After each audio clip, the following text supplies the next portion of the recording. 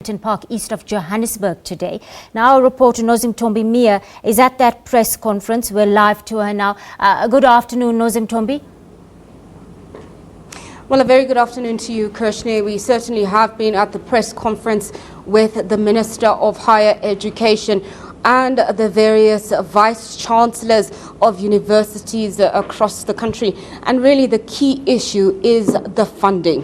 Funding for students who are considered part of the missing middle and funding for students who cannot afford university fees, as well as the issue of the ongoing protests that have seen registrations being disrupted. With me is the Minister of Higher Education. Minister, you had the press conference today. What were really the key points that you were trying to hammer across to the media? Well, the most important thing was to pick up on discussions we had last year, assessing how 2016 is starting in terms of registration, but also, of course, discussing the interventions that the government has made, especially the meeting welcoming the 6.9 billion rands additional amount of money for both NSFAS as well as to deal with the no fee increase, as well as planning on how to deal with the first time entering students who qualify for NSFAS, that we need to make a difference this time by taking as much of them as possible within the limitations of our enrollment plans, and that they must all be registered in order to be able to expand access. So we were also then, as a meeting, we also are appealing to students that there is now a presidential commission, there's this additional amount of money. Let's ensure smooth registration in the start of the academic program, and then plan on how we engage with the Presidential Commission, which also has set a deadline that it should finish its work in the first 8 months. Minister, let's talk about the issue of the NSFAS and the issue of the missing middle. In the press conference, you spoke about this missing middle and the new model likely starting next year.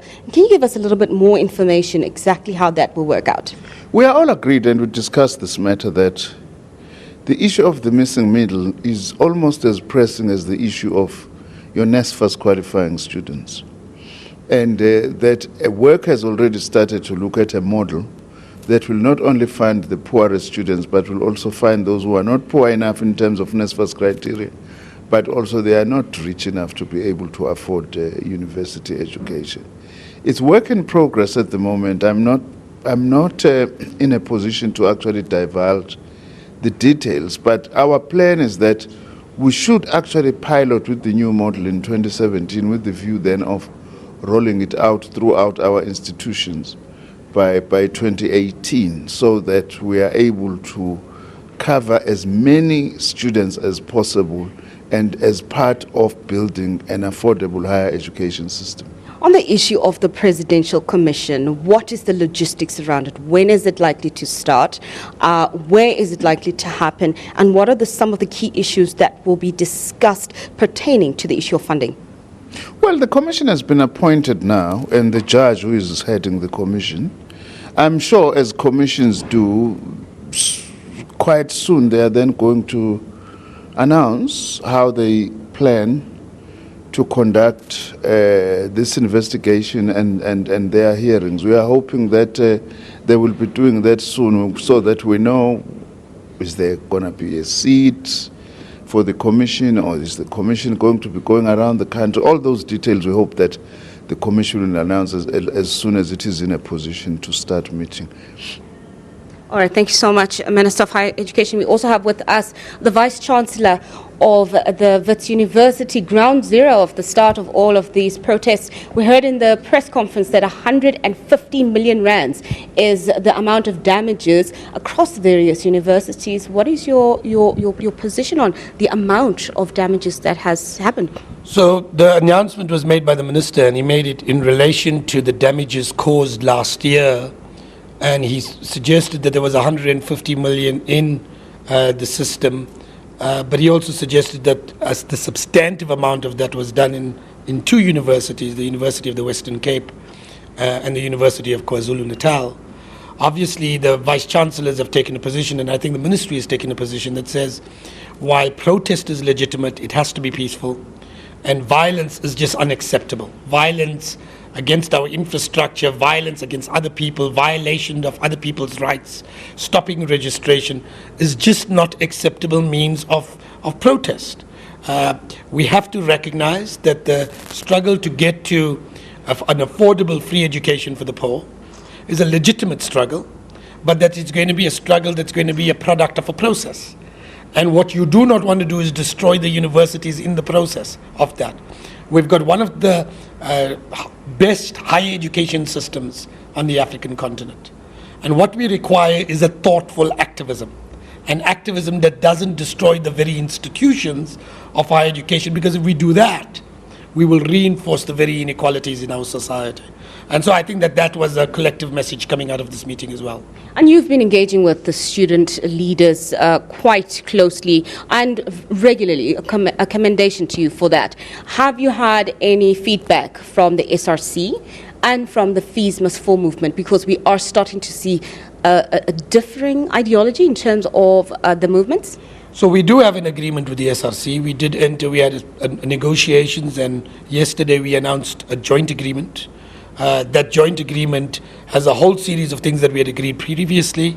It will ensure first payments. So if you have money, then you must make a first payment. If you don't, you simply fill in a form and you will be allowed to register. All NSFA students with historic debt has been wiped out because actually the government has assisted us in that regard. People with missing middle students, if you like, with debt between 0 and 1,000 rand will be rolled into the 2016 fees.